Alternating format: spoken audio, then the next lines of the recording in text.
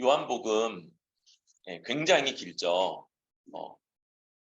21장까지 있는데 그 분량상 누가복음 24장까지 있는 누가복음이 제일 긴 것 같고요. 그 다음에 28장까지 있는 마태복음과 이 요한복음이 비등비등한데 요한복음이 더 긴 것 같아요. 장들이 워낙 길어서. 그래서 한번 우리 이 여름을 맞아서 다른 본문들로 좀 쉬어가려고 합니다. 쉬어간다? 이런 말이 좀 그렇지만 다른 본문을 좀 같이 보고 가려고 해요. 그러면서 좀 기대하는 바는 우리가 배우는 바가 대단히 다각적으로 하나로 연결될 수 있기를 바라는 마음이 있어요. 여러분, 이 신약 성경에 두 축이 바로 바울과 요한이죠. 이 둘이 가장 많은 성경을 기록해서 우리에게 전수하고 있는 두 사람이죠. 그런데 약간의 그 어체나 또 논리 구조가 조금 달라요. 그래서 이 둘이 동시에 좀 우리에게 잘 습득될 수 있으면 좋겠다. 특별히 뿌리가 되는 이 바울과 또 거기에 풍성한 살을 덧입혀주는 요한이 잘 우리에게 정립이 되면 좋겠고, 그런 의미에서 우리 디모데 후서 디도서를 연구하면서 데살로니가 전서를 같이 대하는 게 도움이 되겠다. 또 하나는 우리 금요 강좌로는 십계명을 배우고 있죠. 그래서 구약과 신약의 바울과 요한, 이런 것들이 아주 다각적으로 우리에게 균형 있게 가르쳐주면 좋겠다. 이런 생각을 가지고 데살로니가 전서 말씀을 시작을 하려고 합니다. 여러분, 이 데살로니가는요, 신약 성경에서 데살로니가 전서, 후서, 그리고 갈라디아서까지 학자들에 따라서 누가 먼저다, 누가 뒤다, 이런 견해가 있지만 가장 먼저 쓰여진 세 권의 서신으로 그렇게들 인정을 합니다. 데살로니가 전서, 후서, 갈라디아서. 그러니까 아주 초창기 서신들인 거예요.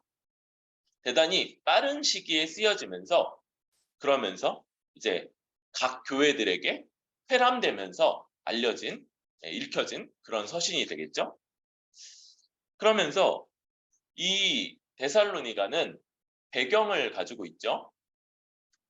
바울이 2차 전도 여행 가운데 소아시아 지방에 전도를 하고자 했죠.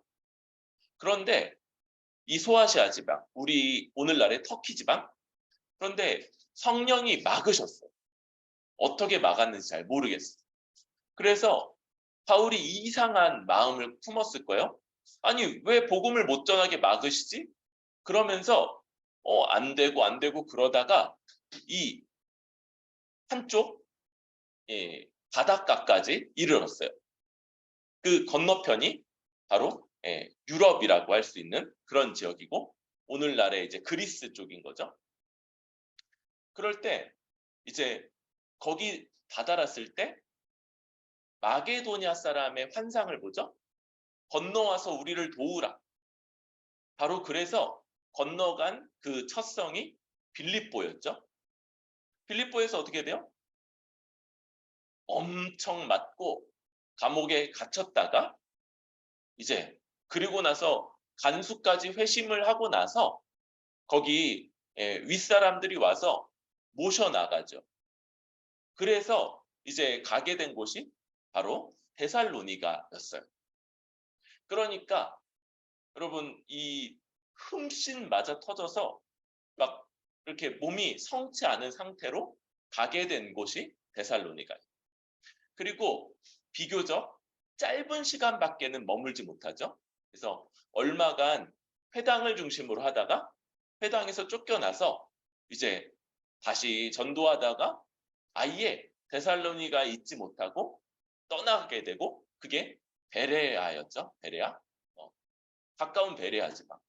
거기서는 훨씬 더 사역에 열매들이 있었지만 이 데살로니가 사람들이 얼마나 괴팍했냐면 그 유대인들이 얼마나 괴팍했냐면 거기까지 쫓아와서 난동을 부리는 바람에 바울이 먼저 배를 타고 아덴으로 급히 떠나고 여기 바울과 실로아노까지 나중에 돌아와 빨리 나를 찾아와라라는 이런 편지를 남기고 그렇게 떠나게 된 곳이었던 데살로니가 자체는 바울이 복음을 전한 게 약 한 달여 이 정도밖에는 되지 않는 대단히 짧은 기간입니다.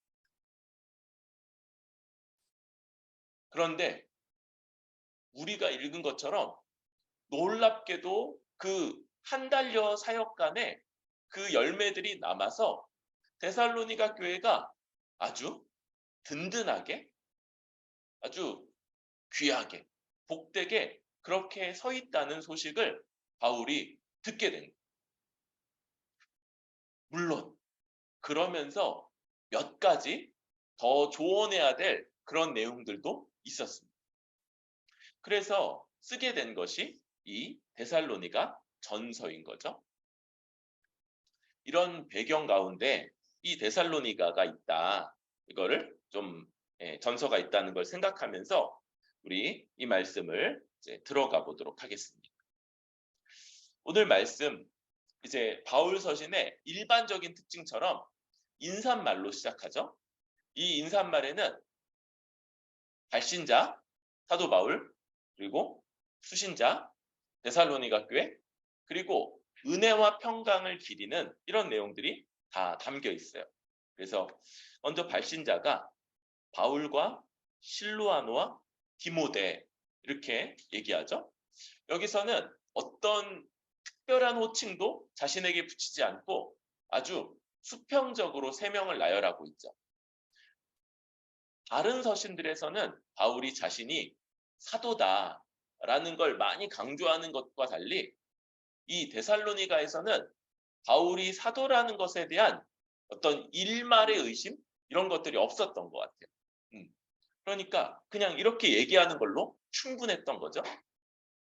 그런 바울, 실루아노, 디모데, 데살로니가에 들어갔을 때 같이 사역했던 이 세 사람이 이제 하나님 아버지와 주 예수 그리스도 안에 있는 데살로니가인의 교회에 편지한다.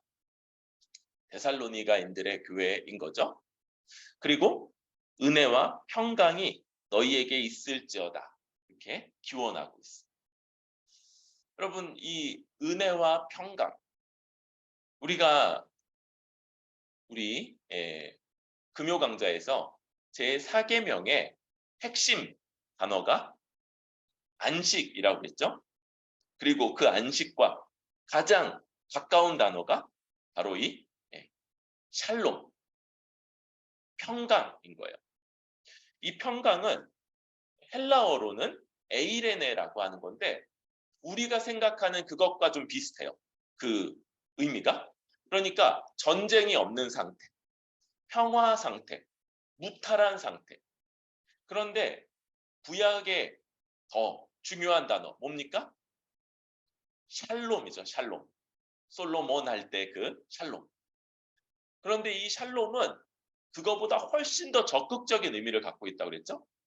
그냥 아무것도 아닌 상태, 평화롭고 전쟁이 없는 상태가 아니라 지복의 상태, 어떤 부족함도 없이 모든 것을 누리는 최고의 상태를 나타내는 것이 샬롬인 거예요. 그래서 여기는 그냥 단순히 헬라적 분위기에 그냥 별일 없어요. 별 탈 없어요가 아니라 지극히 복된 상태에 있다. 어떻게 그렇습니까? 바로 은혜로 말미암아 그런 것이죠. 하나님이 은혜로 베풀어 주신 것들, 은혜로 허락하신 상태로 인해서 이 평강, 샬롬, 지복의 상태에 있다. 그리고 그게 너희에게 늘 있기를 기원하는 이것. 이게 모든 바울 서신에 들어가 있다고 그랬죠. 그러니까 은혜, 하나님의 은혜로 말미암아 지복 상태에 있기를 구하는 것이 모든 바울 서신들의 의도이며 목적이며 또한 하나님이 우리에게 주시는 복음의 목적이라고 할 수 있겠습니다. 그러면서 많은 서신들처럼 또한 하나님께 대한 감사로 이야기가 시작되죠. 그래서 2절부터 4절까지 우리가 너희 모두로 말미암아 항상 하나님께 감사하며 기도할 때 너희를 기억함은 그래요. 그래서 하나님께 감사하면서 너희를 기억하고 기도한다 말하는 거죠. 그러면서 3절에 대단히 특징적인 표현이 나오죠. 이거 좀 기억해 놓을 필요가 있어서 한번 같이 읽도록 하겠습니다. 시작. 너희의 역사와 사랑의 수고와 우리 주 예수 그리스도에 대한 소망의 인내를 우리 하나님 아버지 앞에서 끊임없이 기억함이니. 네, 믿음, 사랑, 소망이라고 하는 이 신자에게 나타나는 복음으로 말미암아 신자에게 나타나는 이 세 가지를 기수라는 그런 인사말인 거죠. 그래서 대단히 특징적이에요. 여러분 이런 삼중적 표현 나타나는 곳 아나요? 어디 있는지? 고린도전서 13장 그죠? 믿음, 사랑, 소망 이게 쇄고인데 그 중에 제일은 사랑이라고 말하는 그런 것들. 이런 본문들이 성경에 곳곳에 이제 더 나타나 있어요. 그러면서 우리 신자가 복음으로 인해서 가지게 되는 세 가지 특징, 믿음, 사랑, 소망이 지금 데살로니가인의 교회에 나타나고 있고 그게 늘 있다는 것으로 인해서 하나님께 감사하는 것이죠. 그런데 이 데살로니가 전서의 이 유익은 믿음, 사랑, 소망이 있다. 이것도 우리에게 되게 중요한데 그것을 또 다른 한 가지씩의 단어로서 표현하고 있다는 면이에요. 그래서 제일 먼저 믿음의 역사다 이렇게 이야기합니다. 역사할 때 히스토리 아니죠? 믿음으로 인해서 일함이에요. 믿음의 일함. 여러분 바울 서신에서 바울에게 있어서 믿음에 있어 제일 중요한 건 그게 행위가 아니다. 율법의 행위가 아니다. 공로가 되지 않는다는 점이죠. 이게 너무 중요했어요. 바울에게 있어서. 그래서 이 지점, 이신칭의할 때 믿음은 결코 그것이 공로가 될 수 있는 어떤 행위가 아닙니다. 이거 너무 중요하죠. 그런데 여러분 이 믿음은요. 두 번째로 중요한 건 뭐예요? 행위로 나타날 수밖에 없다는 거예요. 야고보서 말씀. 이와 같이 행함이 없는 믿음은 그 자체가 죽은 것이라. 그래서 믿음은 그게 공로가 될 수 있는 행위가 아니죠. 공로는 오직 누구에게 있는 거예요? 우리 주 예수님과 예수님의 십자가 죽음의 모든 공로가 거기 있어요. 우리의 의는 언제나 외부적인 의다 얘기했죠. 거기에만 있어요.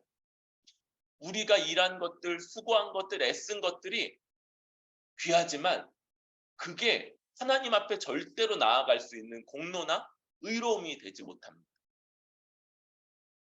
이걸 강조하고 나서 그런데 그 믿음은 행위로 일함으로 나타날 수밖에 없다는 게 두 번째 강조점이라고 그랬죠.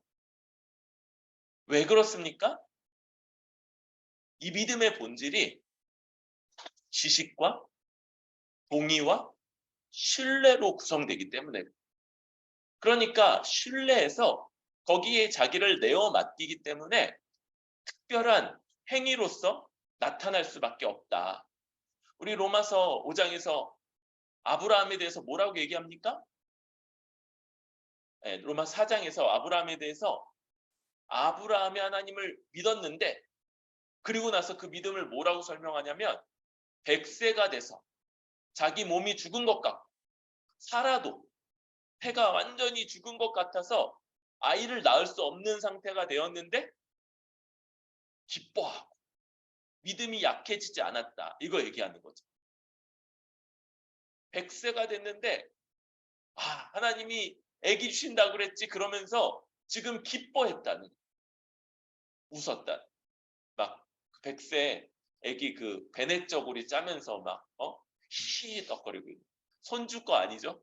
손주 줄 거 아니고 자기가 하나님의 약속에 따라 1년 뒤에 얻게 될 그 아이 생각하면서 그리 기뻐했다는 것. 이런 행위, 이런 모습들 이게 반드시 있다는 거죠. 그래서 믿음은 특별한 종류의 행함, 모습들로 나타난다는 것. 두 번째는 뭡니까? 사랑의 수고죠. 사랑이 어떤 방식으로 표현되게 되느냐? 바로 지치기까지 수고하는 방식으로 그게 나타나게 된다는.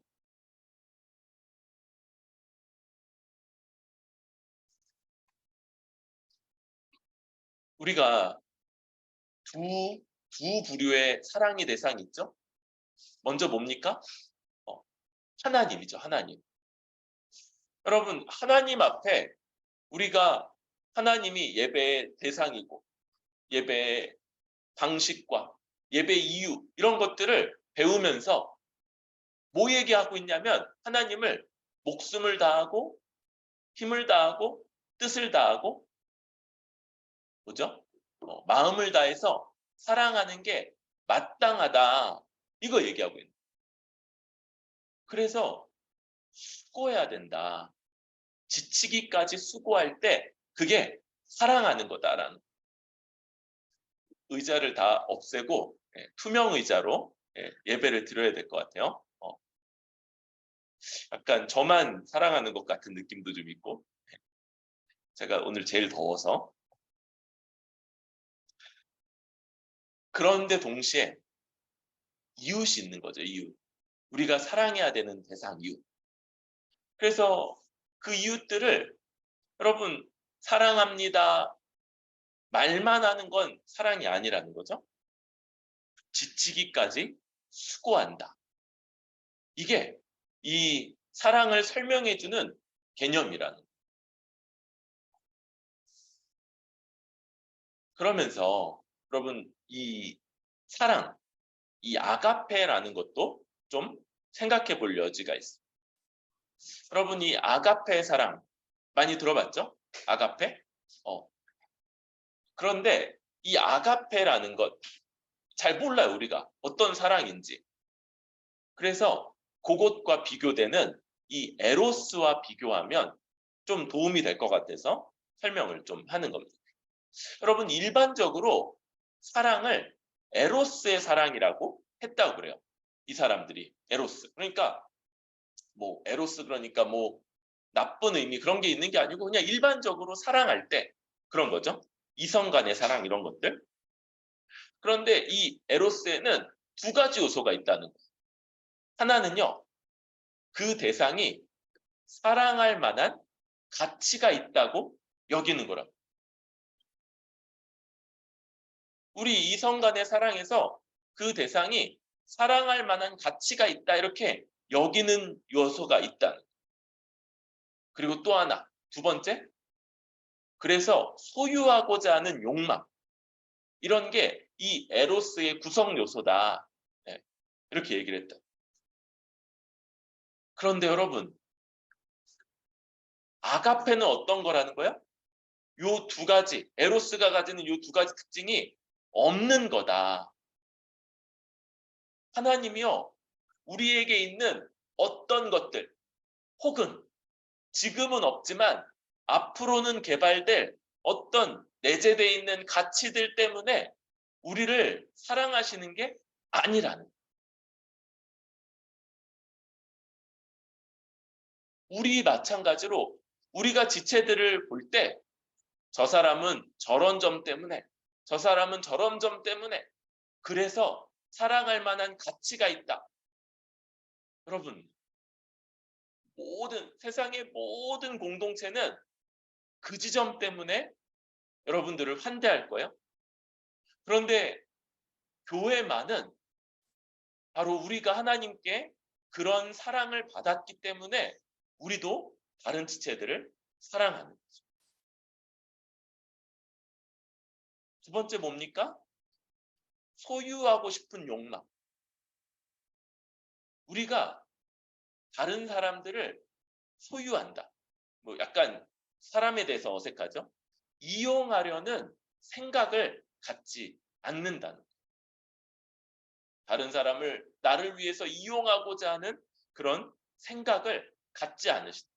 바로 우리 하나님이 우리를 위해서 이 모든 것들을 행하시는 거지, 우리로 말미암아 어떤 유익을 얻으시려고 우리를 사랑하신 게 아니죠. 우리도 지체들을 나의 이익의 도구, 나의 유익의 도구로 삼는 것이 엄격하게 금지되어 있는 그런 관계예요. 오히려 뭡니까? 이 가치가 없고 또 앞으로 개발될 만한 향후의 가치를 생각하는 것도 아니고 나의 유익을 위해서 이용하려고 드는 것도 아니면서도 하나님이 우리에게 대가를 지불하시면서 사랑하신다. 엄청난 대가를 지불하셨다는 것을 우리가 알기 때문에 우리가 이걸 이 십자가 사랑이라고 부르죠. 그리고 우리가 이런 사랑을 받았기 때문에 우리도 수고하면서, 지치기까지 수고하면서 다른 사람들, 다른 지체들을 사랑하는 게 마땅하고, 이것이 복음이 만들어내는 필연적인 모습이라는 것. 세 번째는 소망의 인내죠. 소망, 그죠? 소망한다는 거요. 그런데 이 소망을 수식하는 말이 인내예요. 여러분, 인내는 어떤 겁니까? 이것은 조용하고 수동적인 체념이 아니라, 오히려 난관에 복착해서도 능동적으로 대처하고 길을 찾는 일관된 모습. 이게 인내라고 표현하고 있는 거예요. 그러니까 소망을 봉착해도 놓지 않는 그런 강인함, 이런 것이 인내라고 할 수 있는 것이죠. 이 세 가지가 지금 데살로니가 교회에 있다고 바울이 말하고 있는 것이고, 또한 이것은요, 데살로니가인의 교회에만 있는 것이 아니겠죠? 바로 복음을 듣고 믿는 우리 모든 신자들에게 나타날 수밖에 없는, 나타나게 되는 그런 특징들이라고 할 수 있습니다.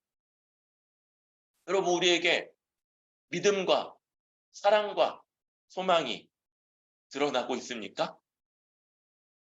그것이 믿음의 역사, 일함으로, 행동으로서, 사랑의 수고로, 지치기까지 지체들을 섬기고자 하는 모습, 그리고 소망의 인내, 난관들이 봉착했을 때 그때도 무너지지 않고 끝까지 그 가운데도 방향을 찾고 길을 찾는 그런 능동적인 모습들로 나타나고 있는가. 그리고 그런 모습들이 있다. 우리가 하나님 앞에 이 4절을 확신할 수 있는 것이죠. 4절 뭐라고 합니까? 하나님의 사랑하심을 받은 형제들아 너희를 택하심을 아노라 이렇게 말합니다. 여러분, 택하신다. 이것은요, 가장 하나님의 근원적인 그런 모습을 표현할 때 쓰는 말이에요. 택하셨다. 이게 뭡니까? 종종 이렇게 쓰이죠? 모태에서 우리를 택정하셨다. 이건 뭐예요?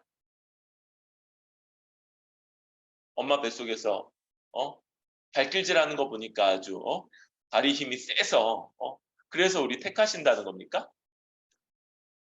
이 모태에서 택정했다 이 얘기가 우리에게 어떤 근거가 있어서 택한 게 아니라는 거예요. 엄마 배에서 아직 안 태어났으니까 뭐 본 적도 없잖아요. 예쁜지 성격이 좋은지 앞으로 뭐 무슨 수고와 애쓰는 그런 가치 있는 일을 할지가 안 드러난 채로 아무 이유 없이 택하셨다는 거예요. 근데 사람들은 또 뭐라 그래요?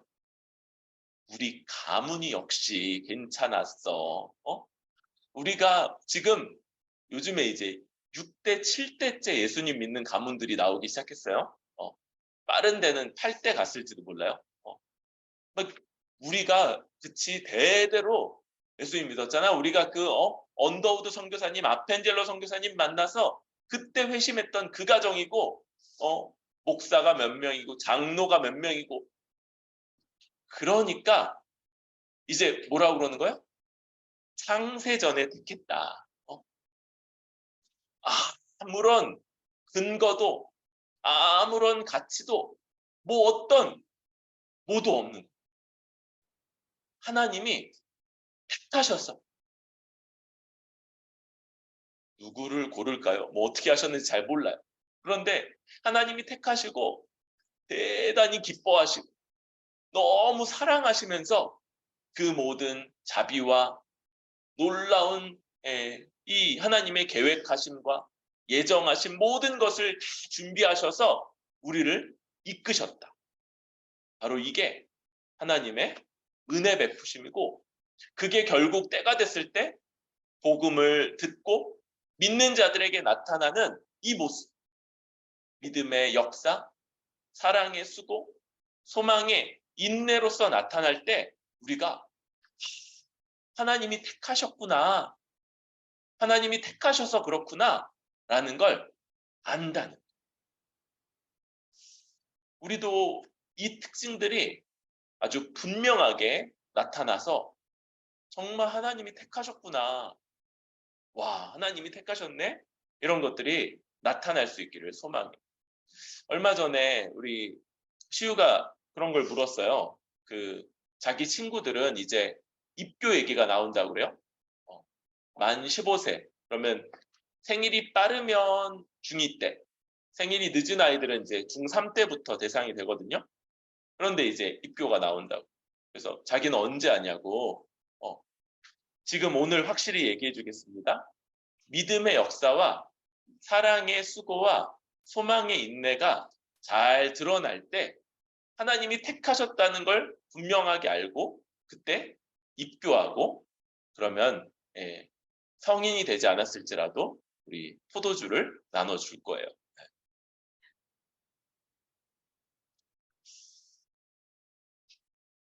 이렇게 데살로니가인의 교회에 나타나는 모습으로 인해서 바울이 하나님께 감사하면서 기도하고 있죠. 이것은 우리가 복음을 잘 믿고 그리고 복음 가운데 나타내야 되는 모습이기도 하지만 그것보다 더 근본적으로는 하나님이 택하셨기 때문에 보이는 모습이기 때문에 그러하죠. 그러면서 6절부터 5절부터 7절까지 해서 이는 그러면서 우리 복음이 그래서 바울과 실로아노와 디모데가 이 데살로니가에 들어가서 그들에게 전한 이 복음이 말로만 이른 것이 아니라 또한 능력과 성령과 큰 확신으로 된 것임이라 이렇게 말하고 있어요. 그래서 처음에 그 짧은 시간, 한 달여의 기간 동안 이 데살로니가에 머물면서 전했던 그 복음이 놀랍게 역사했고, 그것이 능력, 또 성력, 큰 확신 이런 것들로 나타났다는 걸 그렇게 보이고 있죠. 그러면서 이렇게 복음이 크게 능력 있었던 이유 하나를 설명하는데요. 우리가 너희 가운데서 너희를 위하여 어떤 사람이 된 것은 너희가 아는 바와 같으니라. 바울이, 디모데, 또 실로아노가 요 데살로니가인들, 이 세 사람은 다 유대인이죠. 유대인. 그런데 데살로니가인들은 주로 이방인들이었어요. 이방. 그래서 일반적으로라면 그들에게 나아가지 않았을 텐데, 우리가 너희 가운데서 너희를 위하여 어떤 사람이 된 것은 너희가 아는 바와 같다. 구체적으로 얘기하지 않죠?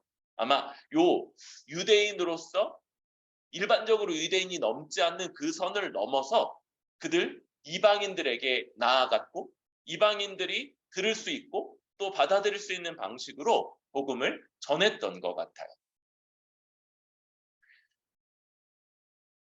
그런데 바울 그리고 디모데 실로아노가 이럴 뿐만 아니라 우리 8절에 주의 말씀이 너희 6절이죠. 6절에 또 너희는 많은 환난 가운데서 성령의 기쁨으로 말씀을 받아 우리와 주를 본받은 자가 되었으니. 그래서 요 본받는다, 너희가 우리와 주를 본받았다, 이런 내용이 하나 나오죠. 그리고 7절 가니까 그러므로 너희가 마게도냐와 아가야에 있는 모든 믿는 자의 본이 되었느니라. 그래서 또한 이제 데살로니가 교회가 모든 믿는 자들의 본이 됐다, 이런 본이 된다는 얘기들이 쭉 나오고 있어요. 요 마게도냐 아가야는 우리가 지금은 그리스라고 부르는 그 지역이에요. 그리스. 거기에 남쪽은 아가야 지방이라고 불리고 북쪽을 마게도냐라고 부르는 거예요. 그러니까 저 터키 지방, 소아시아 지방에서 건너오면 위쪽이니까 마게도냐 지방이고, 거기서 밑으로 내려가면 이제 아가야 지방, 그래서 뭐 아덴이나 또 고린도 이런 데가 이 아가야에 있는데, 여기는 이제 하나로 또 붙어 있기도 한 거예요. 이 지방의 모든 믿는 자들에게 본이 됐다, 이렇게 얘기하고 있는 거예요. 여러분, 우리는 여기서 한 가지 또 중요한 지점 하나를 좀 생각할 필요가 있어요. 바울이 우리가 너희에게 가서 복음을 전했다, 그 내용을 잘 생각해라. 여러분, 언제나 복음의 내용이 중요하죠. 복음의 내용을 잘 오류 없이, 어떤 문제 없이 그것을 잘 전달하는 것, 이게 우리의 1차적인 숙제일 거예요. 그런데 그것과 떨어지지 않는 한 부분이 또 있게 되는 것. 바로 우리의 이 복음 전파는요, 또 다른 복음 전하는 사람들에게 그 자신이 메신저가, 메시지가 된다. 우리는 이런 오해를 해요. 복음도 일종의 하나의 그냥 순수한 지식. 그래서 그것만 잘 들으면, 그러면 끝. 그거 잘 외우고 암기하고 그 내용을 다 알면 끝난다, 이런 생각을 할 수 있는데, 여러분, 그래도 의미가 있을 거예요. 복음이니까, 복음을 듣는 거니까. 그런데 대부분의 경우에 있어서 성경은 메신저가 곧 메시지다. 뭔 말입니까? 복음을 전하는 사람이 어떤 사람인가, 어떤 모습인가, 어떤 태도인가, 어떤 방식으로 살아가는가, 이런 것들이 그 복음의 내용을 드러내고 부각시키고 그것이 얼마나 진실된지 또 얼마나 능력 있는지를 그 자신이 드러내게 된다. 그래서 바울 일행이 지금 복음을 전했던, 최초로 전했던 이 바울 일행이 데살로니가 교인들에게 본이 됐고, 그래서 그들이 본받았죠. 그리고 그렇게 본받은 데살로니가 교회를 또다시 아가야와 마게도냐 모든 교회들의 본이 된다라고 말하고 있는 것.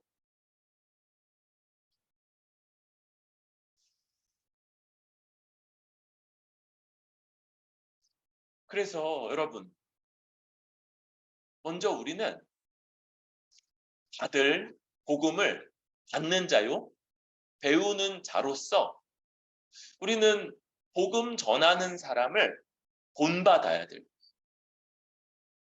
그냥 단순히 그 말만 듣는 것이 아니라 이 전인적인 거죠.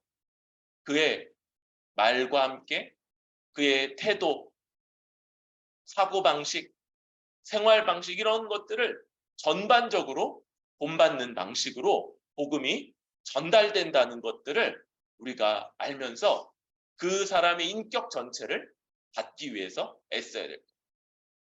여러분, 이때 조심해야 될 부분이 있죠. 어찌 우리가 인격적으로 완전하거나 완전히 성숙해서 모난 부분이 없는 사람이 없다고 그랬어요.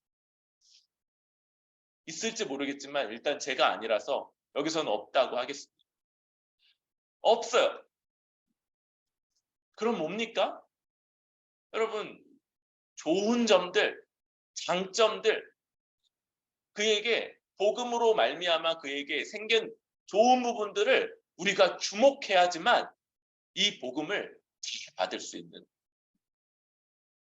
사실 이거 비밀인데, 우리끼리만 말하는 비밀인데, 복음이 없었으면 더 형편없었을 거야.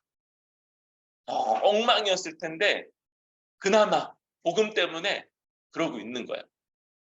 그러니까 복음의 능력이 얼마나 큰지를 이렇게 잘 바라보면서 그 인격과 함께 복음을 받아들이기 위해서 애써야 되겠죠. 그런데 여러분, 우리 모두는 복음을 받는 자요, 배우는 자일 뿐만 아니라 이제 전하는 사람이기도 합니다. 그때에는 여러분 말이 좀 달라지죠? 여러분, 나의 부족함이, 나의 연약함이, 나의 모남이 복음에 해가 되지 않도록, 누군가가 그것 때문에 복음을 받지 않게 되는 일이 벌어지지 않도록 우리 자신을 복음 안에서 잘 다듬어 가야 할 거예요.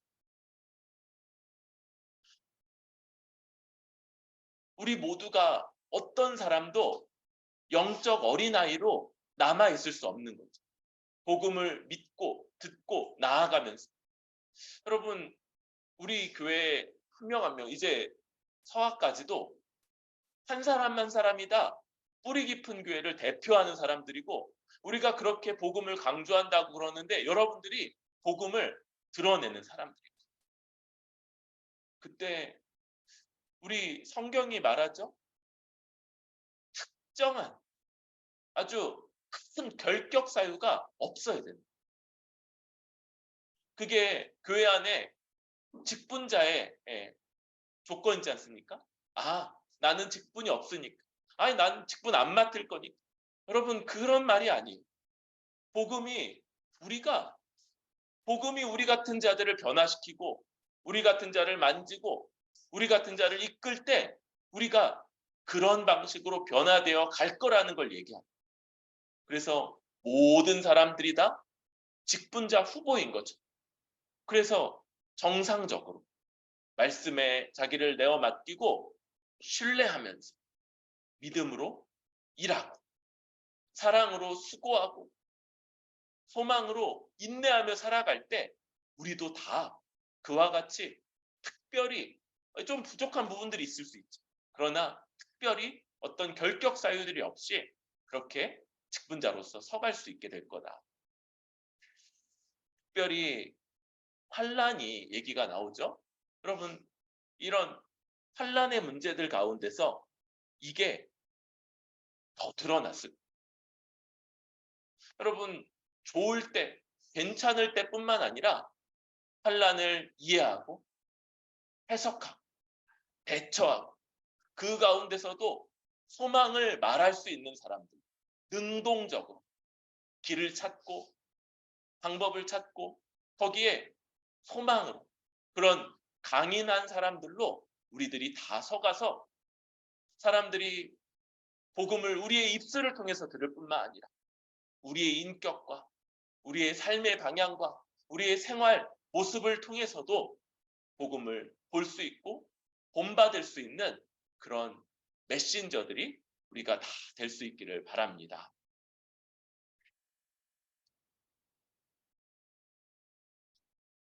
그러면서 이제 말씀의 마지막 부분으로 넘어가면 7절부터 8절부터 주의 말씀이 너희로부터 마게도냐와 아가야에만 들릴 뿐 아니라 하나님을 향하는 너희 믿음의 소문이 각처에 퍼졌으므로 우리는 아무 말도 할 것이 없노라.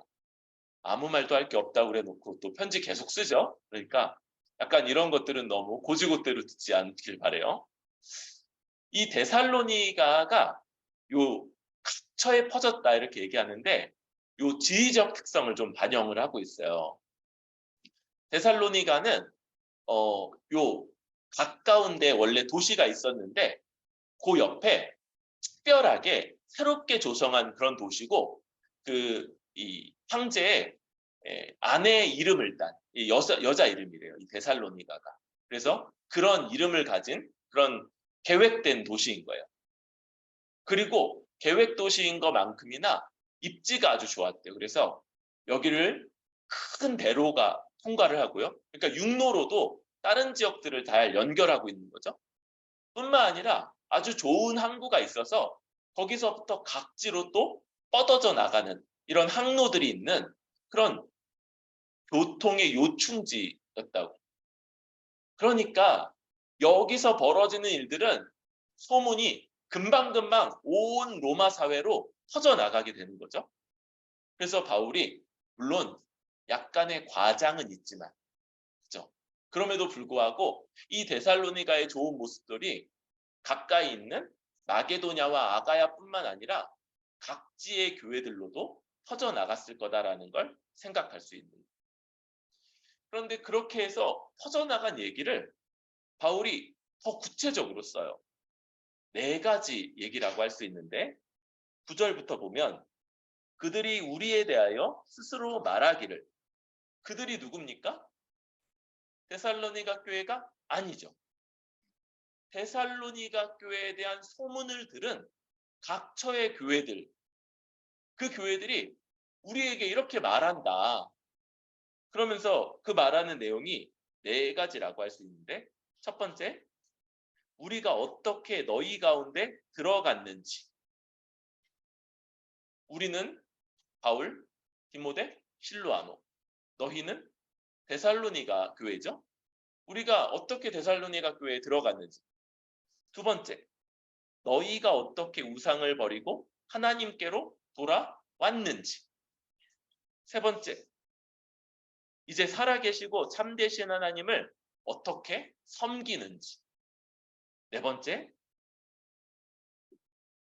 그의 아들이 하늘로부터 강림하실 것을 너희가 어떻게 기다리는지.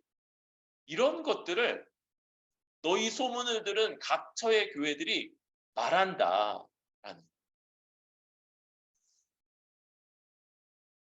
우리에게도 이런 일들이 좀 잘 나타나서 뿌리 깊은 교회의 소문이 성모견 교회들에서 이런 4가지로 나타날 수 있으면 좋겠다 싶습니다. 하나하나 좀 생각을 해보죠. 우리가 어떻게 너희 가운데 들어갔는지, 뭐 어떻게 들어가요? 걸어 들어갔죠. 뭐 다른 방법이 있었겠어요? 그런데 그때 어땠다고요? 바울 일행이? 멀쩡한 상태가 아니었다는 거죠. 예, 만신창이가 돼서 막 이렇게 비틀비틀 거리면서 거기 들어갔어요. 더군다나 데살로니가 교회에서 그 유대인들이 얼마나 대적을 했는지 새 안식일은 회당에 가서 일반적으로 먼저 유대인들과 유대교로 입교한 사람들에게 먼저 복음을 전하다가 쫓겨나서 그 외부에서 전하다가 그 유대인들의 반발 때문에 이제 베레아로 떠났다고 그랬잖아요.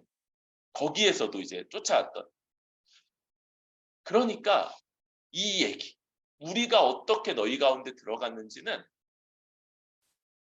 바울이 복음의 능력을 의지했지 자신의 인간적인 매력이라든지 언변의 탁월함이라든지 건강함, 육체미라든지 뭐 이런 것들을 의지해서 전한 게 아니라는 거죠.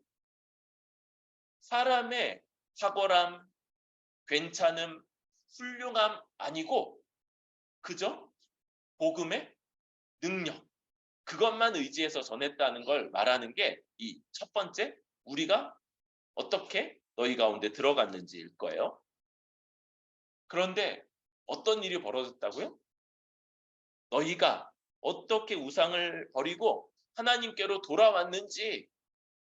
여러분, 하나님께 돌아오는 것은 우리 10계명, 1계명 우상을 버리는 것. 그렇죠? 우상을 제하는 것. 왜? 어떤 다른 신도 없으니까. 당시의 이교적 세상에서 이런 것들과 함께 여러분, 하나님께 돌아오는 것은 우상, 무리시대의 우상, 돈이나 성공이나 안정적인 삶, 로맨스 이런 것들을 떠나는 것, 이런 것들을 버리고 돌이키는 것, 이게 바로 하나님께 돌이키는 참된 모습이라고 할 수 있는 것이죠. 그리고 세 번째, 어떻게 살아계시고 참되신 하나님을 섬기는지. 여러분, 이렇게 돌아왔다면 이제 그 하나님을 잘 섬기며 살아가는 것이죠. 우리 10계명의 모습들과 아주 비슷하게 하나님 앞에 온전히 예배하고 하나님만을 온전히 높일 뿐만 아니라 그리고는 이제 그 하나님의 형상으로 지음받은 우리 지체들을 내 몸과 같이 돌보고 그 돌볼 때 사랑에 쓰고 지치기까지 사랑하는 것, 지치기까지 섬기는 이런 모습들, 이런 것들이 우리에게 나타나는 것.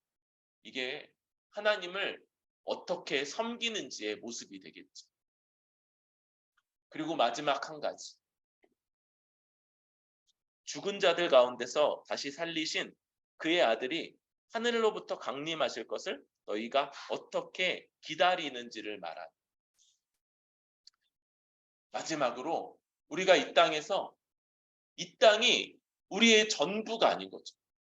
여기서 우리가 누릴 것들을 다 누리고 얻을 것들을 다 얻고 이 땅에서의 어떤 최고 지점에 오르는 것.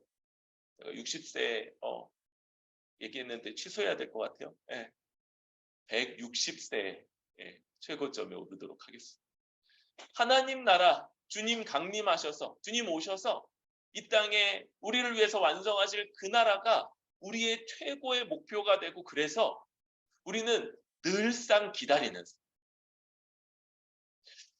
그러니까 이러면 좋겠어요. 우리도 그 어린 시절 초등학교 소풍 가기 전날 이렇게 간식 싸놓고 뒤에다가 이제 입고 갈 옷과 신고 갈 신발과 이런 것들을 다 준비해 놓고 기다리면서 이렇게 잠드는 사람처럼 우리가 날마다 주님 오셔서 이루실 그 나라를 소망하는 이 소망, 이게 우리의 아주 큰 특징으로.